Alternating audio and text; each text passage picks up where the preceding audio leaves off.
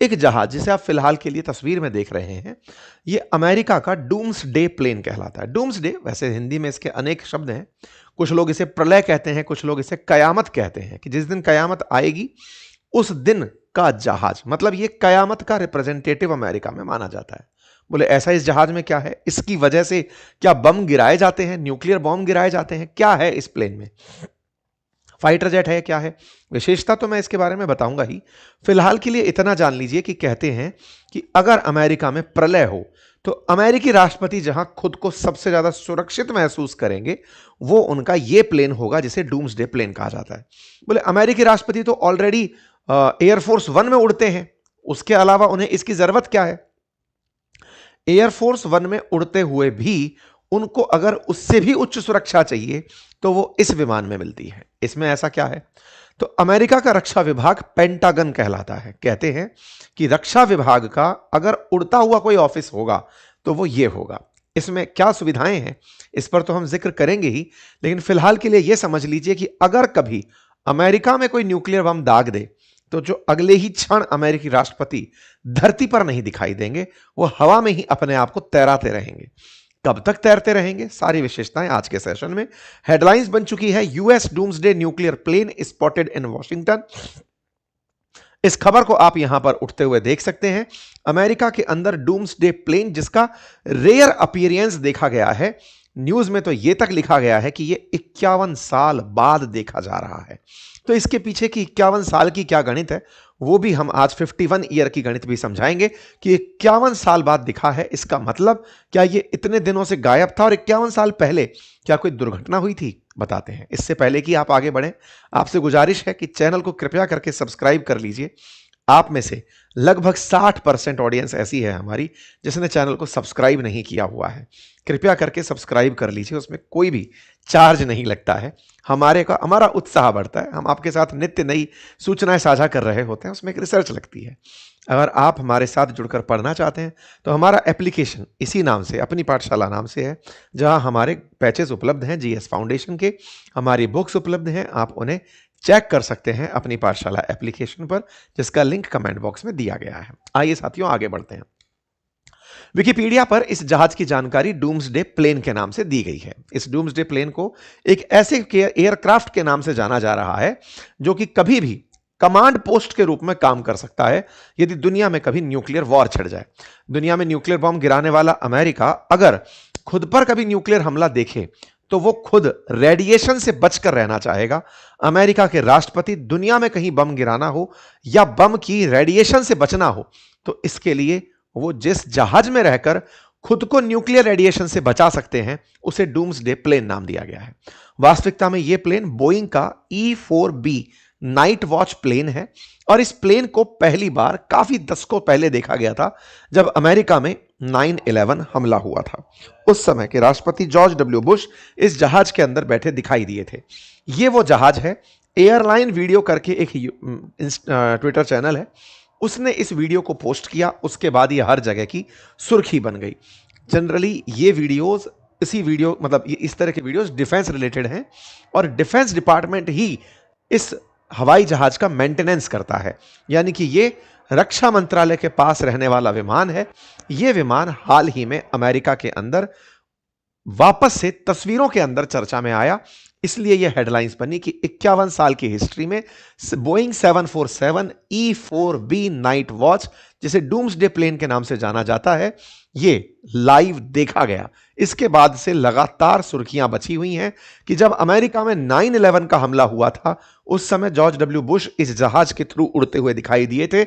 अब यह फिर से दिख रहा है तो क्या ट्रंप, जो लगातार मैक्सिको, ग्रीनलैंड सबको धमकी दे रहे हैं, क्या दुनिया में कुछ भीषण होने जा रहा है?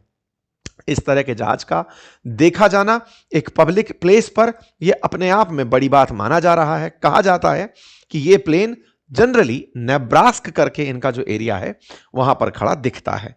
कयामत विमान डूम्सडे प्लेन, जिसके बारे में वेबसाइट पर एयरफोर्स के द्वारा इसका मेंटेनेंस जानकारी दिया हुआ है, E-4B के नाम से जाना जाता है। यह डूम्सडे प्लेन नाइट वॉच कई सारे फीचर से जुड़ा है, लेकिन जो इसे सबसे खास बनाता है या फिर कहिए कि अमेरिका के राष्ट्रपति के एयरफोर्स वन से ऊपर ले जाता है, उसमें इसकी विशेषता न्यूक्लियर रेडिएशन से बचने की है।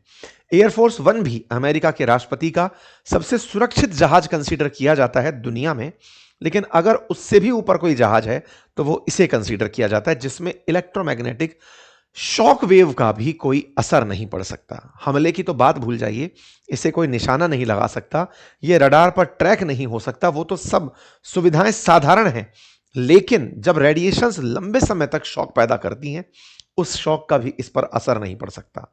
सामान्यतया कोई भी विमान जब उड़ता है तो उसकी एक सीमा होती है, वो एक लंबे समय तक हवा में नहीं रह पाता।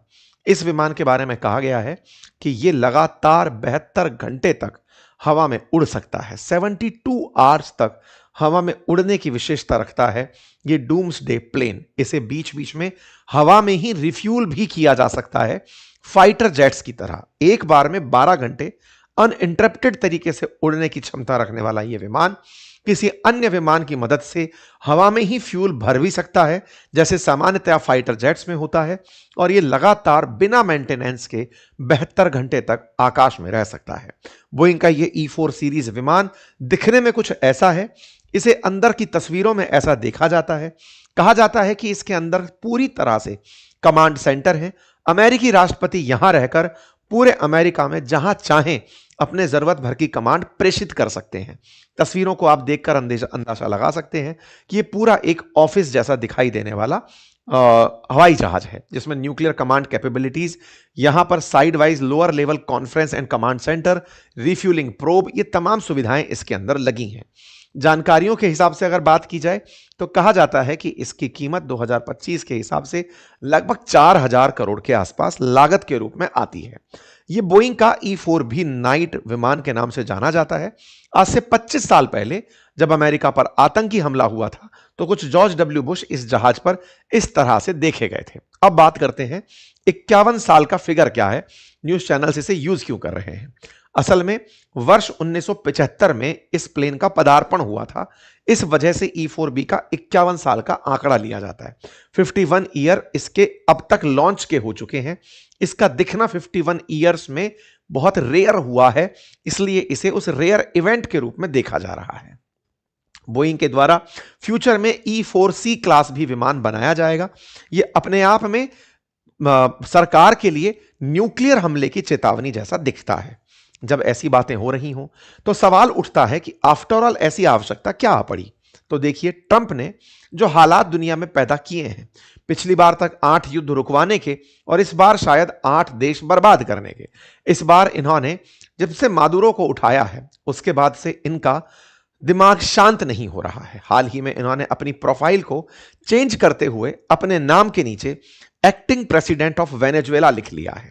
वहीं अपने दूसरे नाम के नीचे, मतलब अपने नाम की दूसरी डेजिग्नेशन में प्रेसिडेंट ऑफ यूएस लिखा हुआ है।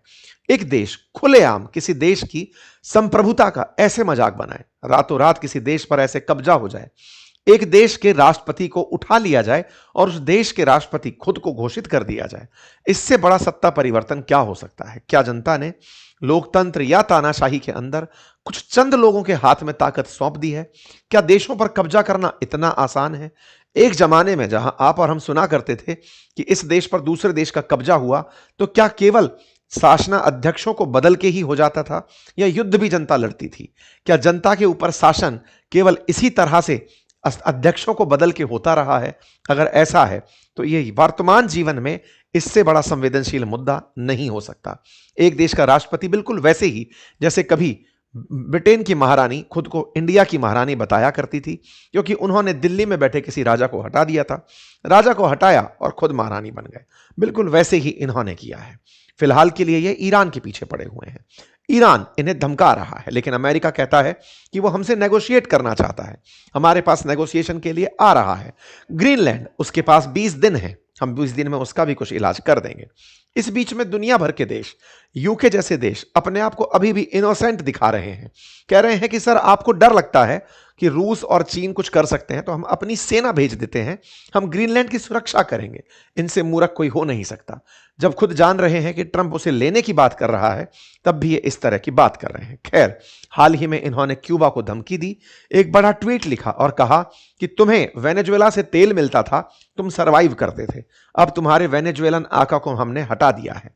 ऐसे में क्यूबा वालों, तुमने पहले भी बहुत तानाशाहों को पाला है, क्योंकि अमेरिका का क्यूबा के साथ एक बड़ा संघर्ष रहा है। एक बड़ी कहानी है क्यूबन क्राइसिस की, ऑलरेडी हमने उस पर वीडियो किया है। फ्यूचर में चाहेंगे तो उस पर एक बार और सेशन साझा करेंगे।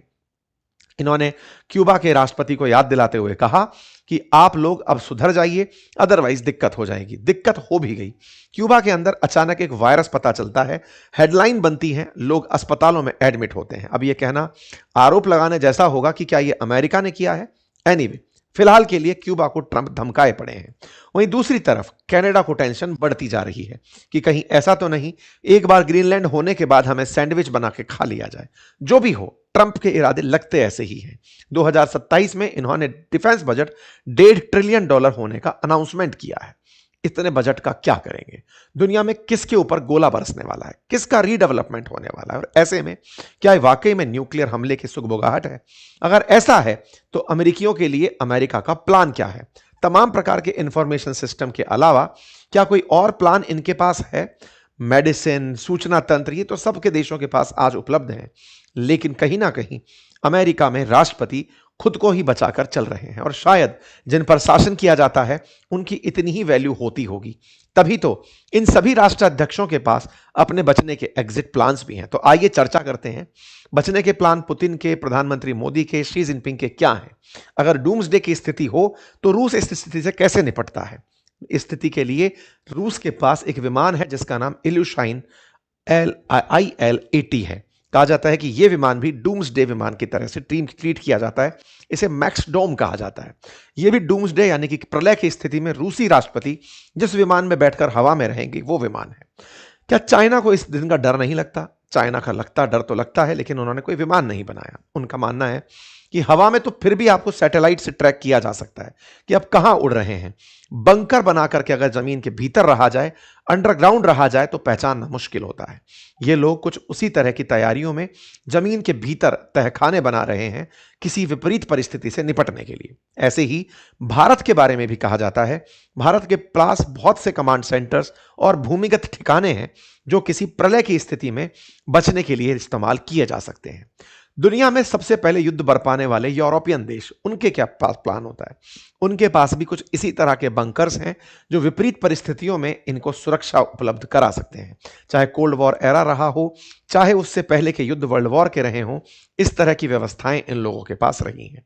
कुल जमा अर्थ यह है, जब जब दुनिया में अशांति की बात होती है तो एक्सट्रीम परिचर्चाएं चर्चा का विषय बन जाती हैं, और एक्सट्रीम परिचर्चाओं में ही डूम्सडे प्लेन की चर्चा आज जैसे ही निकल कर आई तो मन में एक भाव जरूर पैदा हुआ कि आदमी की अति लालसा इंसान को, विश्व को किस ओर धकेल देती है। आप लोग इस विषय पर क्या सोचते हैं? क्या वर्ल्ड वॉर 3 की तैयारी चल रही है? अगर आपको ऐसा लगता है तो कमेंट बॉक्स में अपनी राय जरूर दीजिएगा। फिलहाल के लिए इतना ही। चैनल पर नए हैं तो सब्सक्राइब कर लीजिए, और हाँ, अपनी पाठशाला एप्लीकेशन का लिंक कमेंट बॉक्स में दिया गया है। वहां से हमारी किताबें, हमारे नोट्स, हमारे कोर्सेज उन्हें चेक कर सकते हैं। धन्यवाद।